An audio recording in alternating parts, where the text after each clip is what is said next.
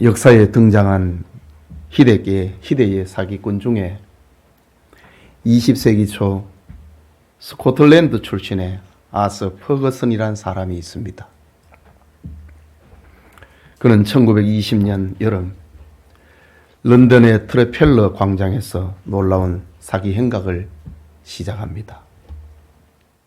미국 아이오와 주에서 온 관광객에게 다가가 영국 정부가 재정난 때문에 몇몇 문화재를 팔려고 하는데 자신이 그 일을 맡은 담당자라고 속입니다. 그리고 넬슨 제독의 기념탑과 동상과 분수대를 6,000파운드에 팔아먹습니다.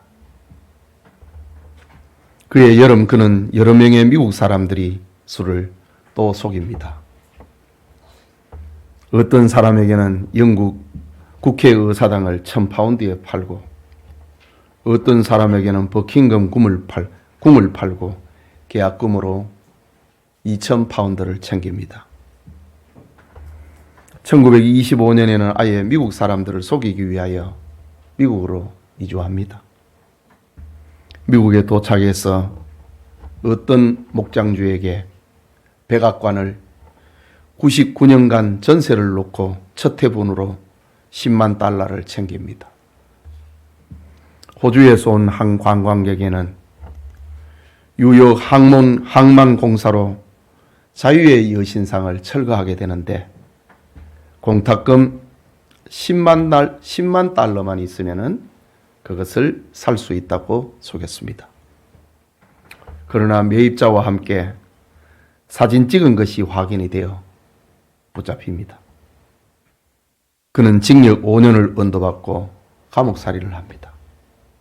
하지만 퍼거슨은 1930년 감옥에서 나온 후에 로스앤젤레스로 가서 여전히 사기 행각을 하면서 호화롭게 살다가 1938년에 죽습니다. 그리고 희대의 사기꾼 이름에 그의 이름을 올리게 됩니다. 세상에는 남을 속여서 자신의 이득을 취하려는 사기꾼들이 참 많습니다. 그러나 이런 사기꾼보다도 더 나쁜 사기꾼이 있는데 그것은 자신을 속이는 자기 기만입니다. 자기를 속이는 것은 가장 강교하고 가장 불행하고 가장 속이고 속기 쉬운 행위입니다. 많은 사람이 남에게 속지 않으려고 애쓰면서도 자신에게 속는 것에는 큰 주의를 기울이지 않습니다. 그래서 행복을 회복하지 못하는 거지요. 그러면 언제 내가 나를 속이는 것일까? 그것은 자기를 바로 알지 못할 때입니다.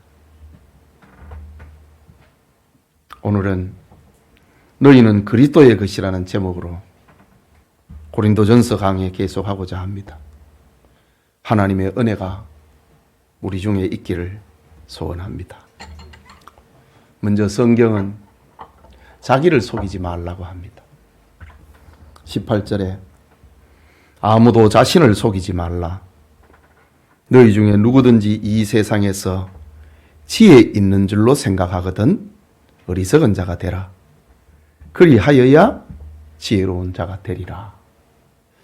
바울은 자기를 속이지 말라고 하면서 그 다음에 나오는 말이 세상에서 지혜 있는 줄로 생각하거든. 자기 판단이 옳고 자기 결정이 옳고 자기 행동이 옳다. 그게 이제 자기를 지혜 있는 줄로 생각하는 거지요. 그게 자기를 속이는 겁니다. 성경은 고린도 교인의 모습에서 자기를 속이는, 자기를 알지 못하는 사건을 들려줍니다. 그들은 바울, 아볼로, 게바라고 하는 전도자들의 의사와 상관이 없이 그들은 인물평을 했습니다. 그들은 전도자보다 높은 심판자의 자리에 앉아서 자칭 지혜자가 되었습니다. 그리고 다른 부류의 사람을 평가절하하고 그리고 비난했습니다. 이것은 은혜를 잊고 자기를 알지 못하는, 자기를 속이는 일이었습니다.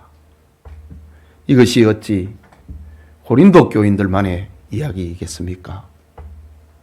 죄 아래서 살아가는 모든 사람의 이야기가 자기를 지혜롭다고 생각하는,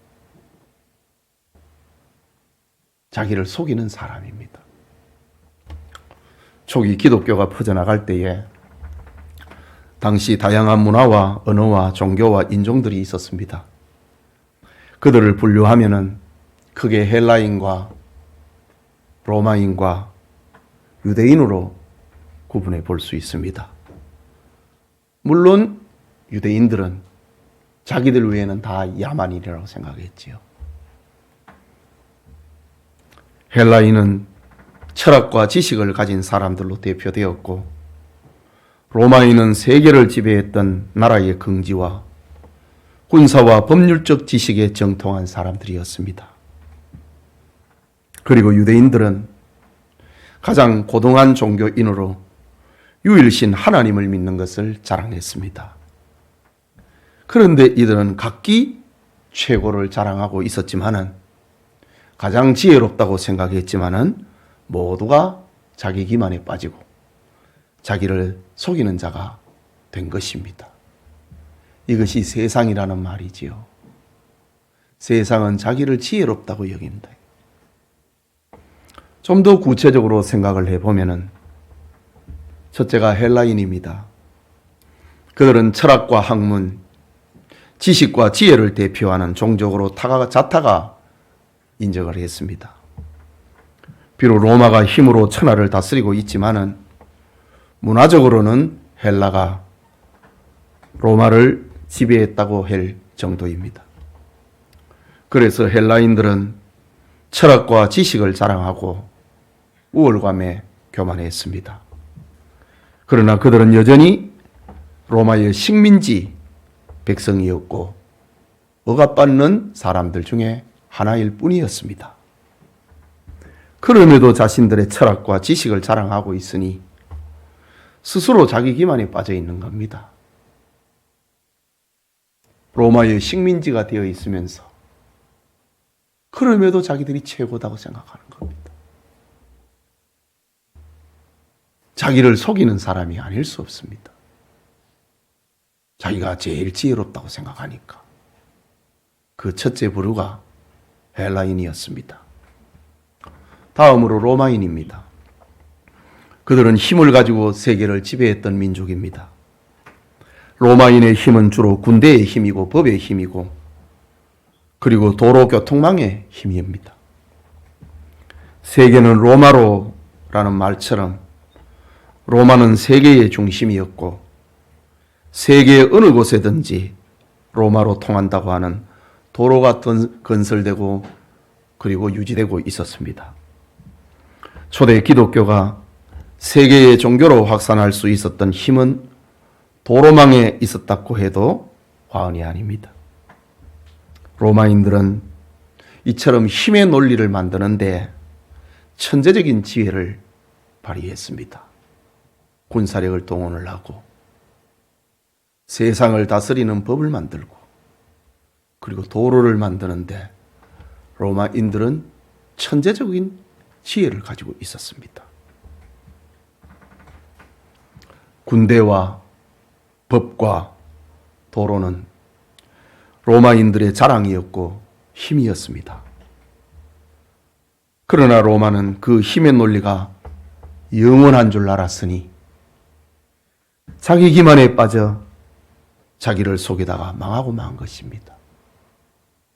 500년의 역사도 이어가지 못하고 476년에 로마는 망합니다. 마지막으로 유대인입니다. 그들은 세상에서 종교를 대표하는 사람들로 엄청난 우월감을 가지고 살았던 사람입니다. 세상에서 가장 배타적이고 도도한 사람들이 유대인입니다. 그들은 자신들이 아브라함의 자손이고 하나님의 선민이고 성경과 율법의 민족이라고 의시됐습니다. 그들은 신앙과 경건을 갖춘 사람들로 다른 민족을 멸시하고 무시했습니다. 그러나 유대인들은 그 우월감 속에서 엄연히 로마의 식민지 백성에 불과했습니다. 그렇게 대단한 민족인데 식민지가 됐다 이거지요.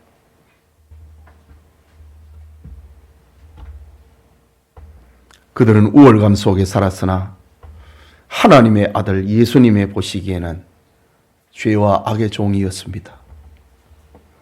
그들은 도덕적으로 불의의 편에 섰고 종교적으로는 하나님으로부터 온 예수님을 반대하고 그를 십자가에 처형하기 위하여 로마 당국과 결탁을 했으니 어찌 자기를 속이는 자가 아닐 수 있겠습니까? 그들은 제일 지혜롭다고 하면서 자신들의 지혜로 예수님을 십자가에 못 박았는데 그것이 바로 자기들을 속이는 것이 되어버린 겁니다. 한 번은 예수님께서 유대 종교 지도층의 사람들에게 진리를 깨닫고 죄악에서 해방되어 자유인이 될 것을 말씀하셨습니다. 그러자 그들이 하는 말, 우리가 아브라함의 자손이라 남의 종이 된 적이 없거늘 어찌하여 우리가 자유롭게 되리라 하느냐라고 격렬하게 항의합니다. 그들은 로마 제국의 식민지였다고 하는 사실을 잊어버리고 하나님의 아들이신 예수님을 반대한 불의의 종이라는 사실을 깨닫지를 못하는 겁니다. 그들은 자신들의 우월한 종교를 가지고 있다는 사실에 자기 기만에 빠져 있었습니다. 세상은 그들을 인정하지 않고 식민지인데 그들은 우리는 종이 된 적이 없다고 합니다. 그리고 하나님의 아들을 하나님의 이름으로 십자가에 죽였습니다. 지혜롭다고 하지만은 자기를 알지 못하는 스스로를 속이는 자가 되어버린 겁니다. 이처럼 세상에는 자기 기만, 자기를 속이는 사람들로 인하여 더욱 불행해집니다. 오늘 본문의 고린도 교회도 다르지 않았습니다. 그들은 죄와 사망의 권세에서 예수 그리스도의 이름으로 구원받았지만은 그 은혜를 잊어버리고 옛 습관으로 되돌아가 버렸습니다. 그래서 사람들을 비교하고 평가하고 경쟁을 하여서 교회를 어지럽히는 자가 되고 만 겁니다. 바울은 이런 고린도 교회 성도들을 향하여서 아무도 자신을 속이지 말라. 너희 중에 누구든지 이 세상에서 지혜 있는 줄로 생각하거든 어리석은 자가 되라. 그리하여야 지혜로운 자가 되리라. 라고 권면하고 있는 겁니다. 자기를 기억하고 하나님의 은혜에 감격하는 우리 교우들이 언제나 되기를 축복합니다. 둘째는 자기를 자랑하지 말라고 합니다. 21절에 누구든지 그런즉 누구든지 사람을 자랑하지 말라. 만물이 다 너희 것임이라고 했습니다. 당시 고린도 교회의 분열은 사람을 높이다가 시작된 거였습니다. 앞서 살펴보았듯이 그들은 나는 바울에게, 나는 아볼로에게, 나는 게바에게, 심지어 나는 그리스도에게 속한 자라 하면서 사람을 자랑하다가 분열의 아픔을 겪게 됩니다. 여러분, 교회사에 가톨릭은 사람을 높이다가 시작된 것임을 우리가 알지요. 그들은 베드로가 초대 교황이라고 높이지만은 베드로 자신은 한 번도 교황의 지위를 가져본 적이 없었습니다. 베드로는 보통 사람이었고 예수님의 제자요 사도였습니다. 가톨릭 교인들은 마태복음 16장에서 예수님이 베드로에게 천국 열쇠를 주신 그 기록을 보면서 베드로가 초대 교황으로 임명을 받았다고 주장합니다. 자신들의 논리를 합리화시키려고 베드로를 억울하게 만든 겁니다. 지금 고린도 교회가 자신들의 우월성을 나타내려고 나는 바울에게, 나는 베드로에게, 나는 아볼로에게, 나는 그리스도에게 하는 것처럼 똑같은 현상이 교회사에 나타난 겁니다. 하지만 베드로의 활동을 기록한 성경, 특히 사도행전 15장을 보면은 예루살렘에서 처음 총회가 열린 내용을 기록합니다. 총회의 의제는 이방인이 기독 신자가 될 때에 할례와 율법 준수 등을 어떻게 할 것인가 라는 문제를 가지고 처음 총회가 열렸습니다. 이때 12사도가 그 자리에 참석을 했고 베드로도 발언을 합니다. 하지만 야고보서를 기록을 한 예수님의 동생 야고보가 처음 예루살렘 총회의 의장이 되어서 결론을 내립니다. 베드로는 교황의 자리에 있은 적이 없었습니다.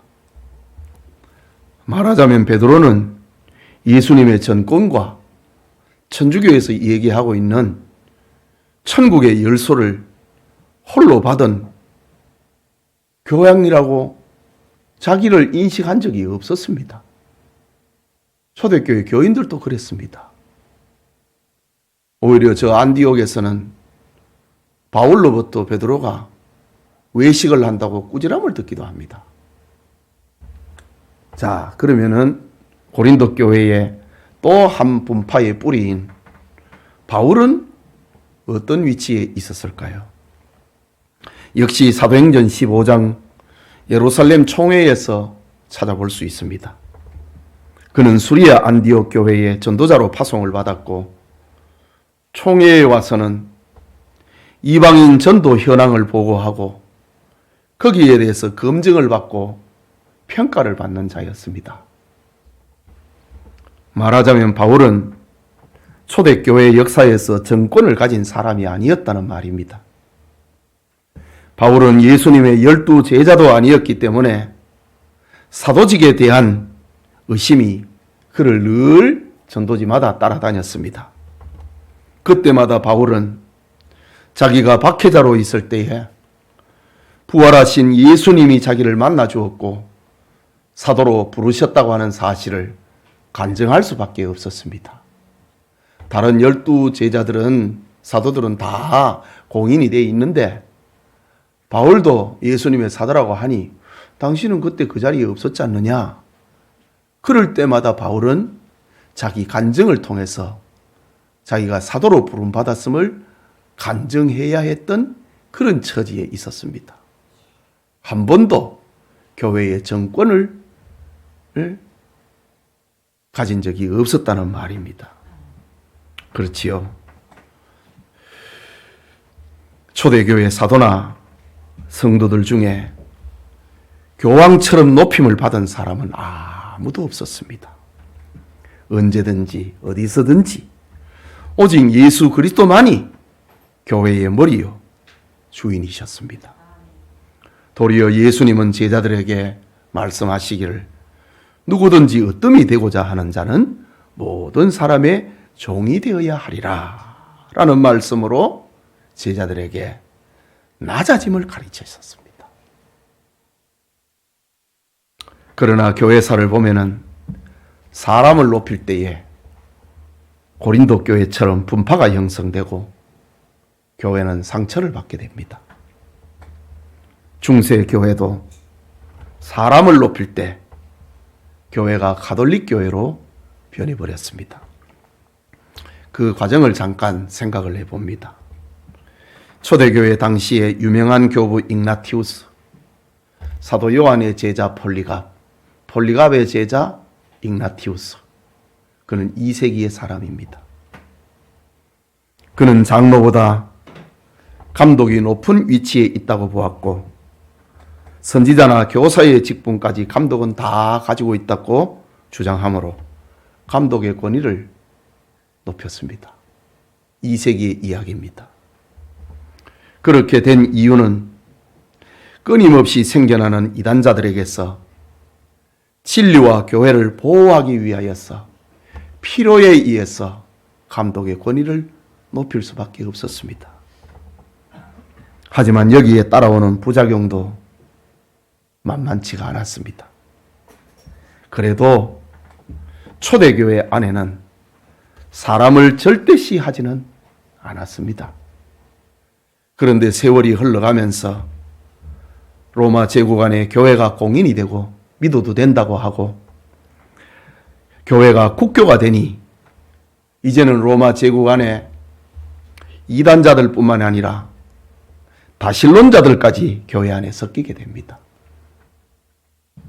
그러니 교회는 제도를 강화하게 되고 그 중에 감독을 최고 우위의 자리에 두게 됩니다. 결국 감독이 있는 로마는 영적 세계의 중심지가 됩니다. 그리고 로마의 감독은 감독 중에 감독의 칭호를 받게 됩니다.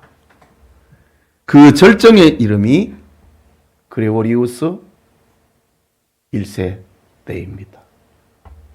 교회사는 그 시점을 AD 590년으로 봅니다. 그레고리 1세가 540년에서 604년까지 활동을 했는데 그레고리 1세가 신격화된 것이 590년입니다. 교회는 이때부터 가톨릭으로 변했습니다. 즉 사람이 절대자가 된 그레고리 1세는 처음으로 교황이라고 하는 호칭으로 불려집니다. 교황, 교회의 황제. 그리고 교황은 하나님처럼 절대로 오류가 없다라고 이때 주장합니다. 교회의 최고 권위에 최고 지위에 교황이 있음을 선언합니다. 가톨릭에는 지금도 그렇지요. 또한 교황의 소리는 하나님의 음성이고 그리스도의 대리자로서 절대적인 권위를 가지고 있으니 모두 그에게 복종해야 한다라고 선포합니다. 그레고리 1세 때입니다. 즉 사람이 교회를 다스리는 시대가 바로 가톨릭 시대입니다. 우리는 이런 교회사를 통해 배워야 됩니다. 지난날의 실패를 다시 반복해서는 안 되는 것이지요. 고린도 교회의 실패를 반복한 것이 로마 가톨릭입니다. 사람을 절대시하고 신격화하는 것. 교회의 분열과 상처의 배후에는 언제나 사람을 영웅시하는 죄인의 근성이 자리 잡고 있습니다. 여러분, 사람의 죄악이 극에 달하여서 홍수 심판을 받게 된 배경을 기록하고 있는 창세기 6장 그 중에 4절을 보면 이렇게 기록합니다. 당시에 땅에는 네피림이 있었고 그 후에도 하나님의 아들들이 사람의 딸들에게로 들어와 자식을 낳았으니 그들은 용사라 고대의 명성이 있는 사람들이었더라 라고 합니다. 다시 말하자면은 하나님의 홍수 심판은 사람을 높이고 사람을 영웅시한 결과로 찾아온 재앙이라는 것을 알려주고 있습니다. 용사다. 고대의 명성이 있는 사람들이라. 사람들이 그에게 몰려들었다 이거지. 그 결과는 심판이었습니다. 하지만 베드로는 장로 곧 목사들에게 편지하면서 베드로전서 5장 3절과 4절에 권면합니다. 맡은 자들에게 주장하는 자세를 하지 말고 양무리의 본이 되라. 그리하면 목자장이 나타나실 때에 시들지 아니하는 영광의 관을 얻으리라. 고 권면했습니다. 교회를 감독하는 목사에게 양무리의 본이 되라고 했지 그들의 왕이 되라고는 하지 않았습니다. 양무리의 본이 될 때에 목자장 대신 예수님이 나타나실 때 시들지 않는 영광의 관을 얻게 하리라고 약속합니다.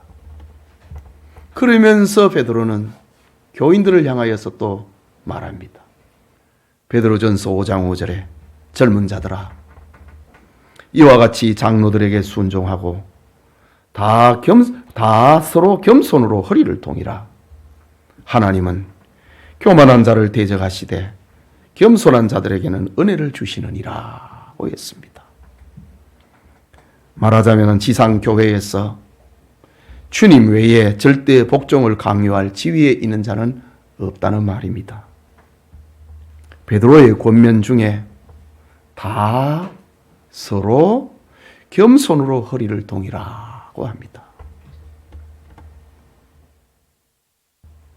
여기 서로라는 말은 대단히 중요합니다. 젊은 자들은 교인들은 장로들에게 순복해야 하지만은 장로들도 전도자들도 겸손으로 허리를 동이라고 합니다. 교인들이나 감독이나 서로 겸손하고 모든 권세를 가지신 예수 그리스도 앞에 서야 한다는 말입니다. 문제는 고린도 교회입니다. 그들은 사람을 높이다가 분열의 상처를 맞이했습니다. 여기에 대한 영감의 사람 바울의 처방은 무엇인가? 다시 21절을 보면 그런즉 누구든지 사람을 자랑하지 말라. 사람을 높이면 교회는 분열되고 상처받는다. 사람을 높이지 말라. 이 말씀은 19절과 20절의 말씀을 전제로 합니다. 이 세상의 지혜는 하나님께 어리석은 것이니 기록된 바 하나님은 지혜 있는 자들로 하여금 자기 꾀에 빠지게 하시느니라 하였고 또 주께서 지혜 있는 자들의 생각을 헛것으로 아신다 하셨느니라고 합니다. 사람을 자랑하지 말라. 그러면서 이 세상의 지혜는 이란 말을 합니다. 말하자면 세상에 지혜 있다고 한 사람들처럼 교회에서 잘난 체 하지 말라는 말입니다. 또다시 표현하면 교회는 세상을 본받지 말라는 것이지요. 교회에서 세상 지혜 있다고 하는 사람들처럼 자랑하고 경쟁하다가 고린도 교회는 4개 분파로 갈라져 버렸습니다. 그것이 바울파요, 아볼로파요, 게바파요, 한 수 더 뜬 사람들이 그리스도파라고 했습니다. 사도 바울은 이런 교인들에게 누구든지 사람을 자랑하지 말라 단호하게 권면하고 있습니다. 사람을 자랑한 결과는 세상에서처럼 혼란과 분열의 길로 갈 것이기 때문입니다. 자, 이렇게 분열이 되어 있는 지도자들을 중심으로 사람을 높이고 자랑하다가 분열이 된 그들을 치료하고 있는 영감의 메시지는 너희는 그리스도의 것이라 라는 말입니다.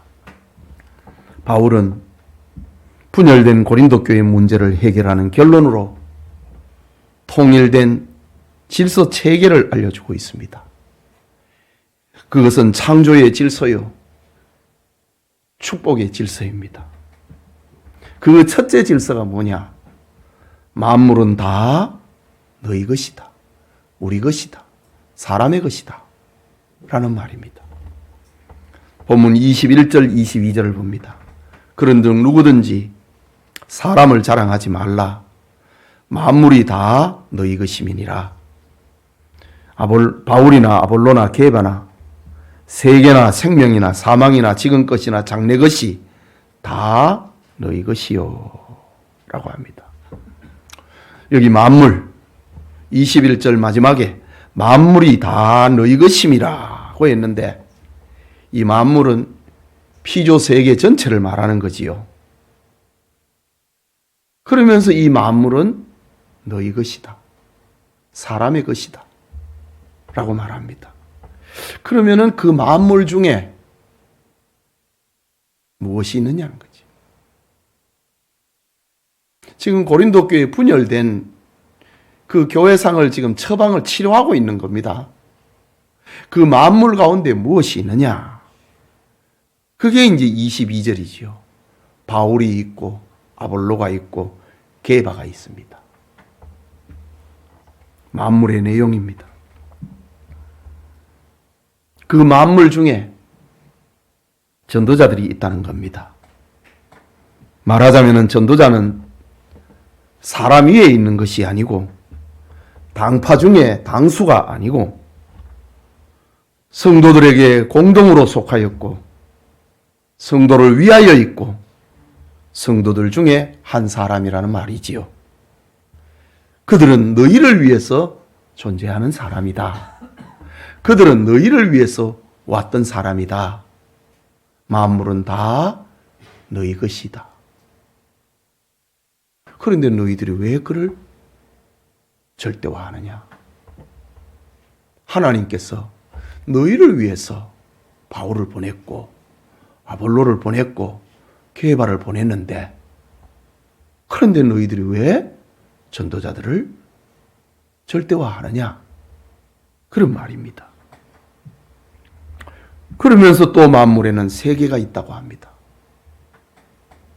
이것은 보이는 세계의 일체를 말하지요. 또 만물에는 생명과 사망이 있다고 합니다.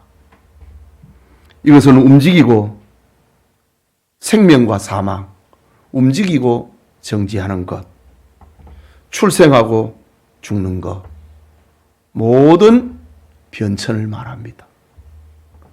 그다 너희를 위해서 있다는 거지. 그리고 만물에는 지금 것과 장래의 것이 있다고 합니다. 이것은 지금 것, 장래 것, 시간 세계의 전부를 말하는 겁니다. 정리하면은 만물은 공간적인 것, 시간적인 것, 그 안에 존재하는 모든 것을 가리킵니다. 이 모든 것이 사람을 위하여 존재한다는 것입니다. 이것이 창조 본연의 질서체계이다 라는 말입니다. 이제 이런 데서 이제 발전하는 것이 민주주의가 되는 거지요. 여러분, 하나님은 이렇게 만물을 창조하셨습니다. 그리고 사람에게, 아담에게 만물을 다스리고 정복하라고 하셨습니다. 사람에게 만물을 만드신 하나님의 뜻을 쫓아서 만물의 창조 목적과 창조 의와 창조 가치를 개발하도록 하신 겁니다.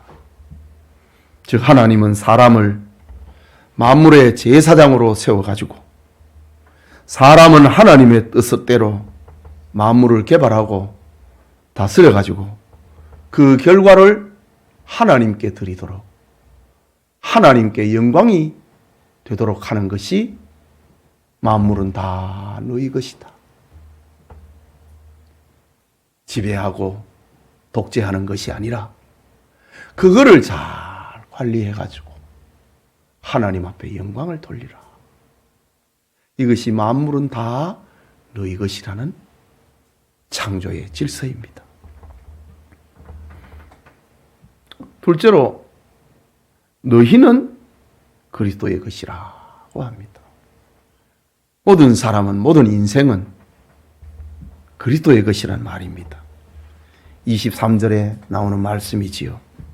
너희는 그리스도의 것이요. 창조 본연의 첫째 질서는 만물이 다 사람의 것이었습니다. 사람이 만물의 왕이요 선지자요 제사장이었습니다. 그러나 죄로 타락한 인간은 그 창조 본연의 질서를 파괴하고 사람이 만물의 종이 되어버렸습니다. 만물은 우리를 위해 존재하는데 타락한 사람은 그 만물을 따라가는 종이 되어버렸다는 말입니다. 바울은 타락한 이런 인간을 가리켜서 로마서 1장 25절에 하나님의 진리를, 창조 본연의 질서를 말합니다. 이런 경우에 하나님의 진리를 거짓 것으로 바꾸어 피조물을 조물주보다 더 경배하고 섬김이라. 이것이 인간 타락의 모습입니다. 본래 만물은 다 너희의 것이라, 우리 것인데 타락한 인간은 그 만물을 하나님처럼 섬기게 됐다 이거지요. 돈을 그렇게 섬기고 살지 않습니까? 직장을 그렇게 섬기면서 살지 않습니까? 이것이 바로 하나님의 진리를 거짓 것으로 바꿨다고 합니다. 피조물을 조물주보다 더 경배하고 섬기게 됐다고 합니다. 이것이 인간의 타락상입니다.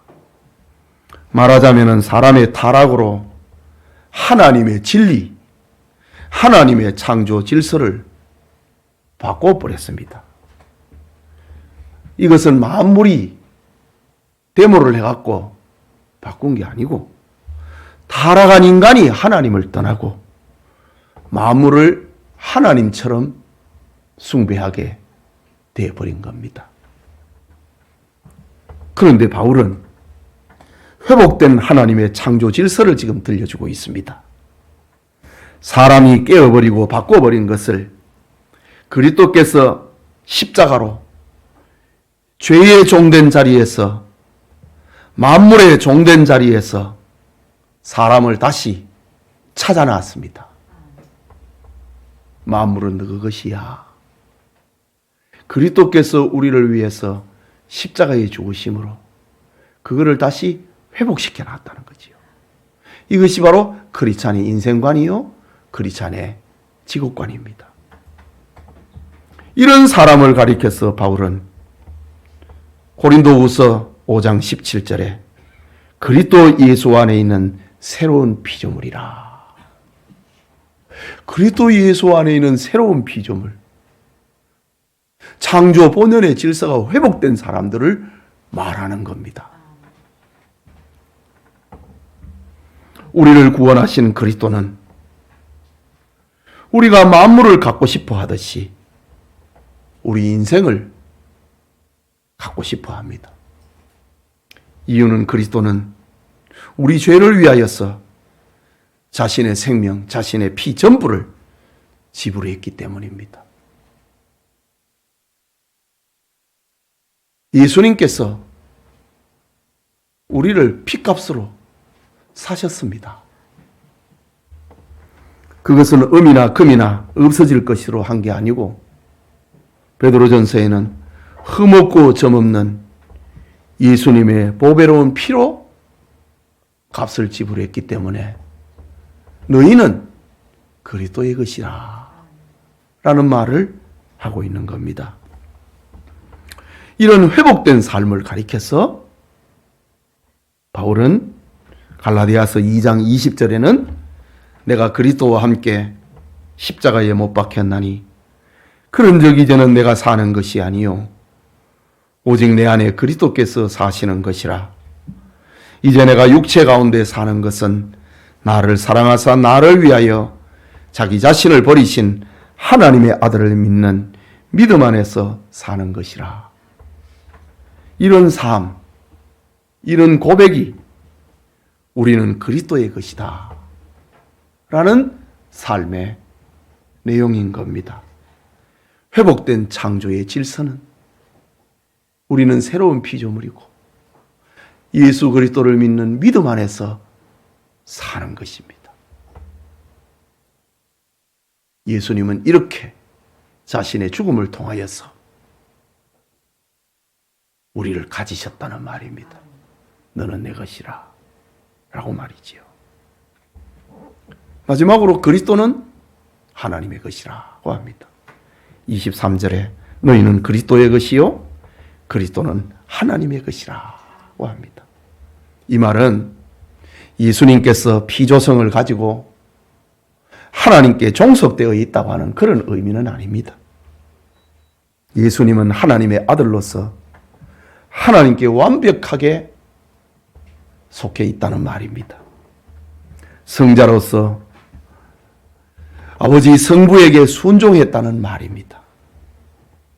성자로서 아버지 성부에게 온전히 순종했다고 하는 그런 원리를 담고 있는 겁니다.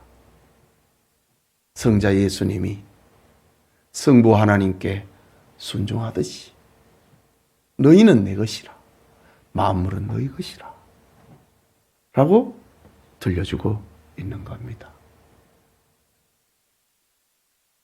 이러니 교회 안에 아볼로는 무엇이고 바울은 무엇이고 베드로는 뭐냐? 그건 아니라는 거지.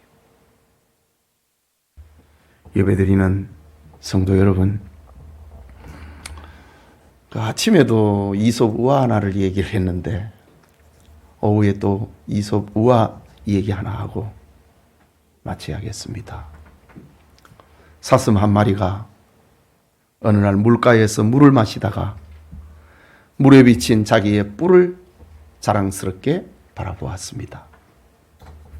역시 내 뿔은 언제 보아도 멋지단 말이야.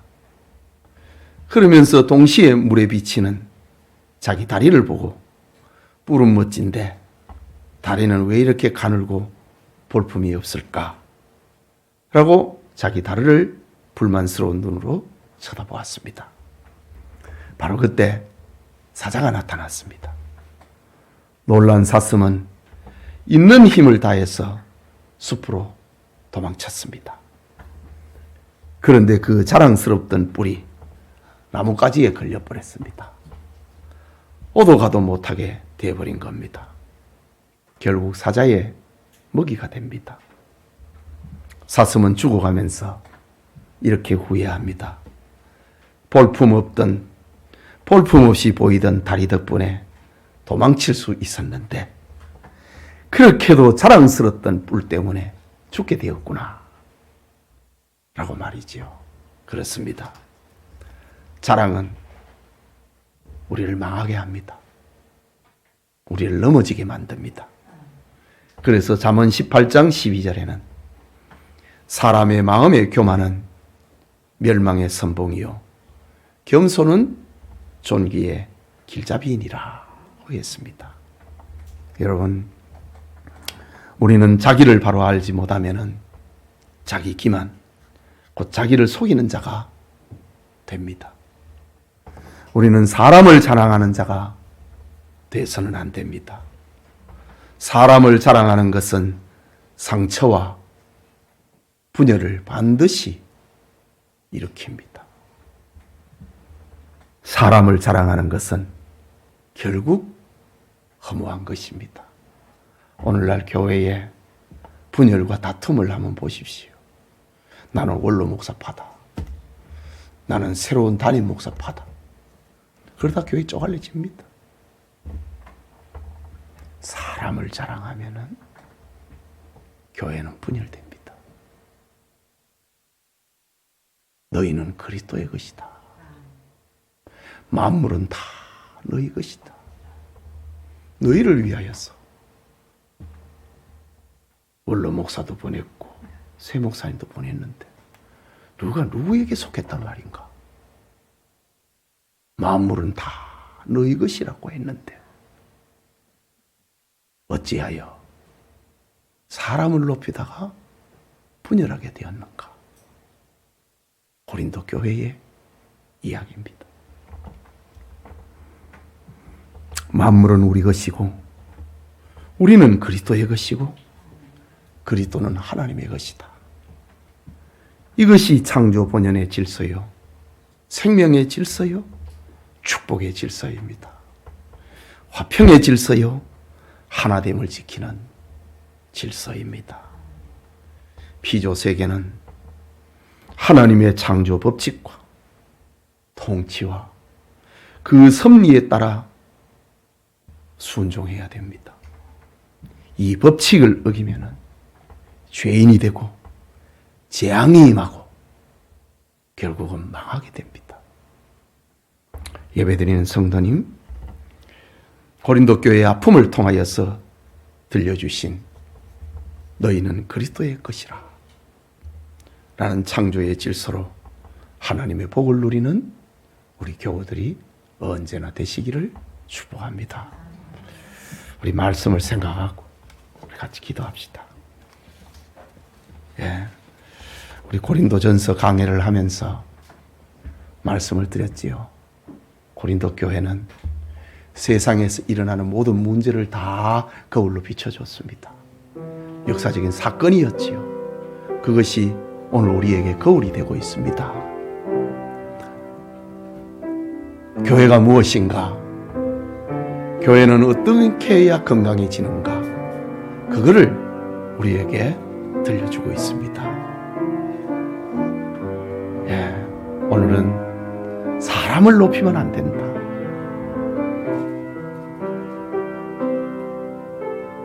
거기에 상처가 오고 분열이 없고